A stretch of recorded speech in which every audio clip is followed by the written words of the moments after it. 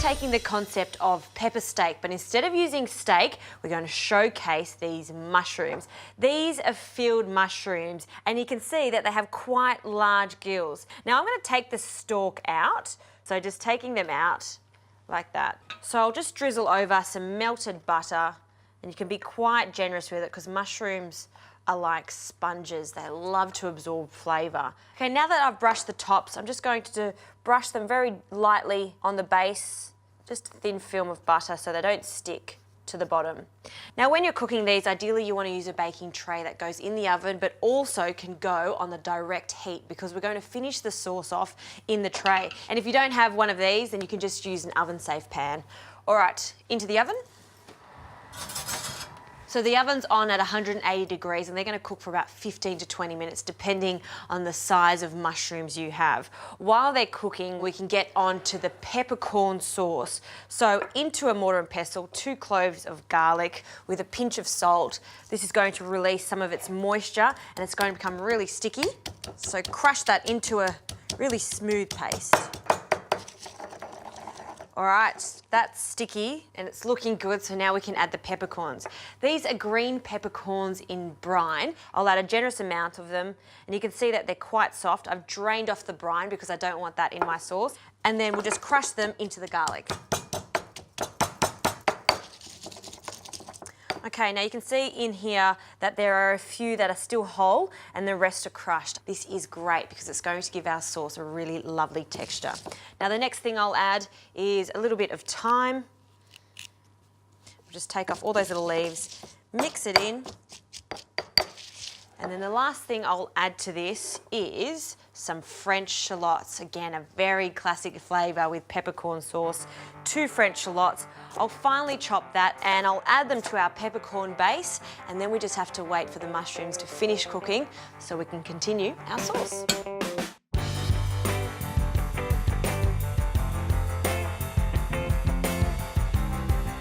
Okay, these mushrooms have been cooking for about 20 minutes. You see how they shrink quite significantly and they smell delicious with that butter. Now I've just put this baking dish on the direct heat. We'll take our mushrooms out and just pop them on a plate for now. And see all these juices inside? I'm just going to pour that into the bottom of the tray because that's going to flavour our sauce. And now I'll add some extra butter to our dish, just a small amount, about a teaspoon. We'll just brush that around and mix that with all of those flavours from the mushrooms. Now this is what you would do. This is the same process and technique you'd do for a pepper sauce. Grill the steak, and then with all those flavours in the bottom of the pan, you would add this, the next stage, which is the peppercorns, garlic and French shallots. So we'll just scoop all that out into the butter. We want to fry it just until it's lightly golden brown. Oh, it smells good. At the same time, I'll add our French shallots that we've finely chopped and just give that a stir. I'll change over to a wooden spoon so I can scrape the base of that pan so we pick up all of those flavours. While that's softening, let's get a piece of brioche on. Brioche and mushrooms work nicely because the brioche is slightly sweet. It's a buttery French bread, and I'm not going to oil it, butter it. There's a lot of butter already in the brioche. So we'll place it on the grill so we get nice grill marks on it, and it won't take long at all. Now I'll add some brandy, and we want to deglaze this. Whoa, it's a big flame. But that's fantastic because what's happening is it's cooking off the alcohol and leaving us with that beautiful aroma of the brandy. And now we'll add some more liquid, some chicken stock. If you want to keep this 100% vegetarian, just use a veggie stock. And then now allow that to rapidly boil so we can reduce that and make it into a thickened sauce. Now let's have a look at this brioche. Oh yeah, look at those char marks. That's what we're looking for. Turn it over and then cook it for a few more minutes. Now I'll just finely chop some chives just for the garnish. You can use parsley if you like. I love the look of chives when they're finely chopped on top of these beautiful mushrooms. Perfect. And now, once this reduces by a third, which it has, we can finish this sauce off with the hero of a peppercorn sauce. that would have to be some cream.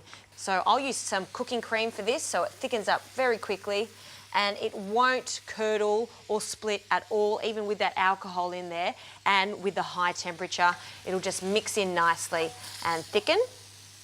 And while that takes a few moments to thicken, let's start plating this up. So like a nice large bowl, we'll place our brioche in the centre.